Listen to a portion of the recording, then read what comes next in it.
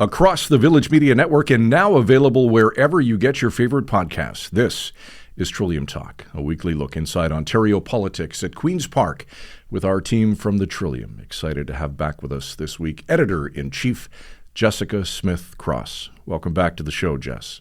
Thanks, Scott. Always good to talk to you. All right, let's kick off the program this week with a wild story that Jack Cowan has been chasing down and reporting on that deals with renters who have landlords who live out of the country.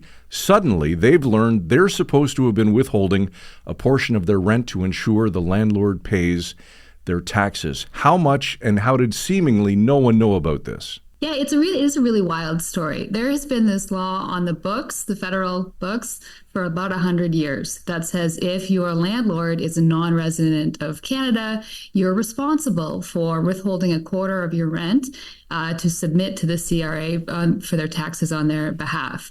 Now, how did we not know? How did most people not know about this? It is rarely, if ever, enforced, but it was recently. There was a case in Quebec, and it got some national media coverage when somebody who rented a condo was told that they should have been withholding this part of their rent for the years because the CRA couldn't collect directly from the overseas landlord, which is usually what actually happens.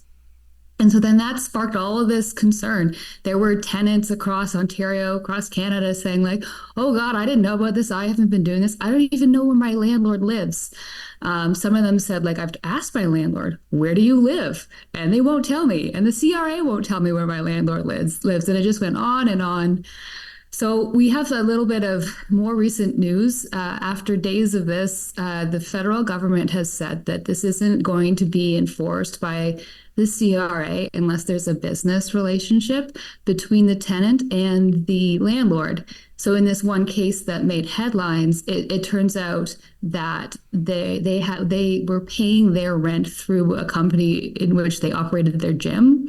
So it was a bit of a unique situation, and that's why it all bubbled to the fore. But the judge in the case didn't mention that as a factor at all, and so no one knew that this is why this case was suddenly being enforced. Now, do we know how much of this recent change might be attributed to the Ontario NDP party, who have been very vocal since this news broke, not only asking the Ford government to ensure that tenants can't be evicted, but to your point, for the feds to make a change in the law entirely? I think they helped get the news coverage that helped get the clarification from the feds in the first place. Our reporter Jack Cowan did some work on what the NDP had heard from their tenants. So these people who were like, I don't know where my landlord is, had gone to the NDP, and the NDP wrote to the Ford government asking to the provincial government to ensure that no one could be evicted for withholding a quarter of the rent from their landlord, and then to the federal government to change this law. And then Government House Leader and Housing Minister Paul Calandra, a Ford government minister, did the same thing as the NDP. He weighed in, calling on the feds to change the law. So after all that, we get at least some clarification from the federal government. You don't have to worry about this unless you're paying your rent through like a corporate structure, which is not most of the people who were concerned. Okay, Jess, shifting to cybersecurity and a new bill that's meant to centralize some aspects of cybersecurity within the public sector. What's this all about, and what are the extra steps that ensure the privacy of kids' data? So we've all seen the headlines about data leaks, private data leaks from all over the place. Hospitals, schools, companies, the whole shebang. It's happening all the time. Municipalities have are a big one that have been hit by these cyber attacks.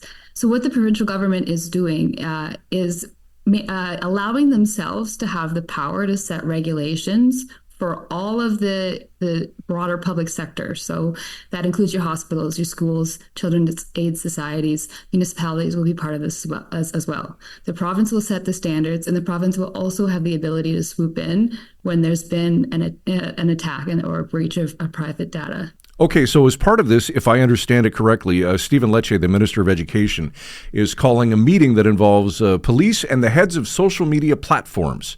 What's the purpose of the meeting, and what is Lecce hoping to accomplish? Yeah, it's an interesting part of all of this. He's hoping that the heads of these social media companies will voluntarily make their kids better for kids. It goes beyond just the protection of their privacy. He's wanting to talk to them about cyberbullying and all sorts of stuff like that, the online harms that a lot of people feel that kids are exposed to today because of the social media platforms. It's a voluntary thing, though, whether these big, huge global companies are going to listen to Stephen Lecce or not remains to be seen. But the approach he wants to take is to talk to them and ask. It is in contrast to the approach of school boards in Ontario that are suing these companies for the harms that they argue they have created for Ontario children. For the most comprehensive coverage of Ontario politics anywhere, log on and become a Trillium Insider today. You can do just that at thetrillium.ca. Editor-in-Chief at The Trillium, Jessica Smith-Cross. Thanks for this, Jess. Have a great week. You too. Thanks, Scott.